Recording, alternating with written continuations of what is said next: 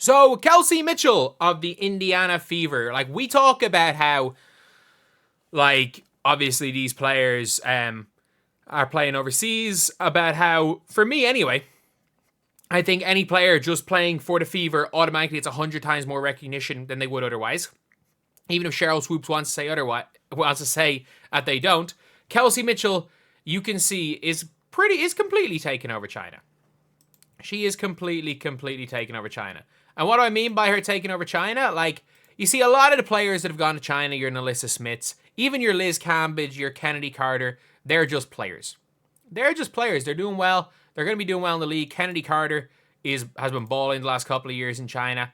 But when it comes to Kelsey Mitchell arrives. She arrives, and all of a sudden, she's immediately from Chinese women's hoop show. I need to follow this. But she arrives in China, and there's a whole thing about her arriving. Not any other players, about Kelsey Mitchell arriving.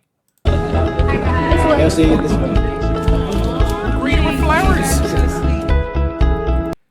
That is very, very loud, so I will lower that volume a little bit. But they greeted her with flowers. I am Kelsey Mitchell. I am a guard, and I look forward to playing with the team this year. I think the city is beautiful, it's big, and it has a lot of culture, and I want to learn a lot about the city. I have to do really good and help the girls win. Thank you for having me. I hope to do right by you, and I hope you guys come and see us win. Shanshi with Lila. I look forward to be able to play with the ladies and look forward to seeing you guys soon.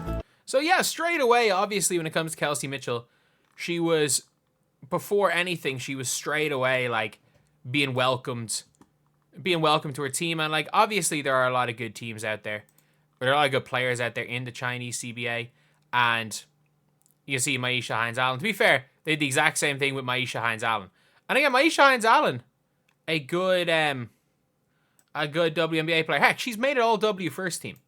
But then you see straight away, immediately, Kelsey Mitchell doing a commercial for her hotel. Music pretty loud there. And they're just showing off her hooping this season. Unfortunately, I don't speak is it Mandarin? I don't know what language that's in.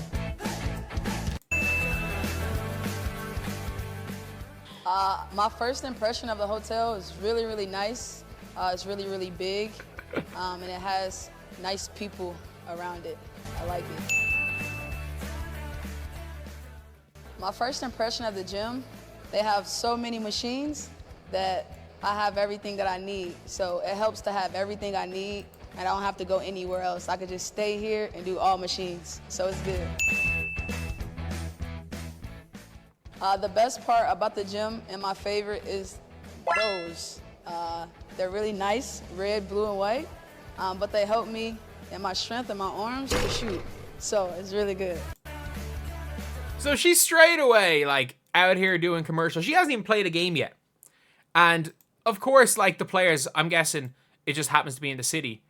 But, of course, straight away, it is the Kelsey Mitchell's the one who it's the biggest deal about coming in. Kelsey Mitchell's the one who it's the biggest deal about getting on all these commercials. And I'll say it. Like, Kelsey Mitchell was the best this season in the WNBA. But, like, they really rolled out the red carpet for Kelsey Mitchell because, look, it would have taken a lot of money to take Kelsey Mitchell, to get Kelsey Mitchell to go to China, because they could have paid Kelsey Mitchell a lot of money on arrivals. Like, the players are getting paid based on what they bring to the league. So, like, I think players are getting paid like an average, or getting paid at least 100K. Kelsey Mitchell would be getting paid what, like, Kelsey Plum will be getting paid, which is quite a lot. She's that relevant right now. So it would have taken a lot of money to have gotten Kelsey Mitchell. Like, she's probably on 7 figures. She's probably making $1 million. Like, almost certainly she's making $1 million. And that doesn't happen without the Caitlin Clark eyes. Kelsey Mitchell, the red carpet, obviously all these players are, like, in the W.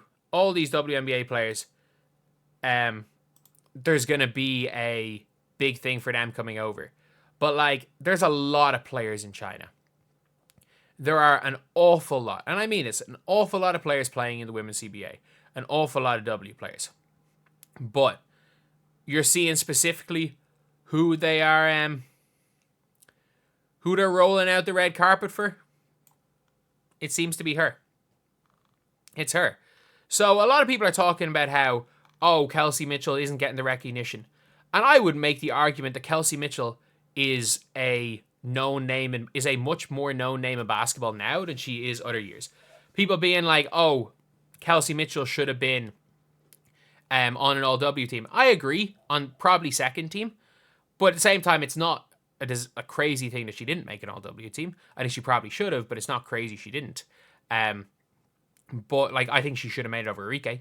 Either way, you can make the argument she should have made it. You can make the argument she shouldn't have.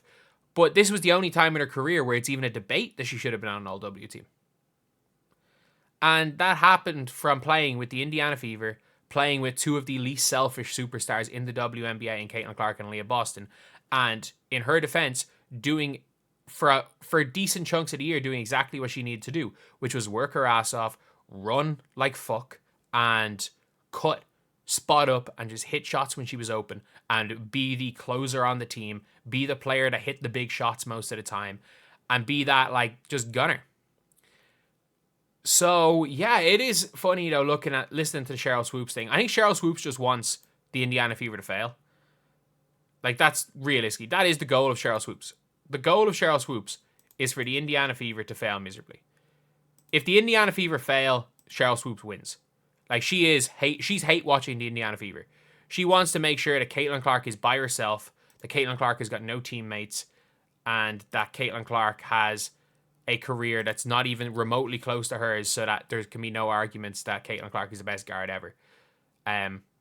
Because, well, I don't know. I think it must have went back to her record all those years ago, but, like, look, it is what it is when it comes to Cheryl Swoops. Like, you know what you're getting with Cheryl Swoops in her defense. Like, it's become comical. But we're now seeing it in China, how much recognition she's getting. And fair play. Congratulations to Kelsey Mitchell. I hope she balls out and is the best player in the Chinese league. I hope she makes millions of dollars over there and then comes back and helps the Fever to win win a WNBA championship, because she's coming back. The reality is, the Indiana Fever can core her. She has no choice. Like, people are like, oh, she can leave, she's no restricted free agent. No, she can't. Like, it'll cost, if she wants to leave, it's going to cost a lot. And the only way I think she leaves is if, for example, she gets cored and there's some sort of a trade that brings in another shooting guard. And maybe, let's just say there's a hypothetical that, I'm trying to think of, like, guards that you could bring in for her that the other teams would, like, that they would consider doing.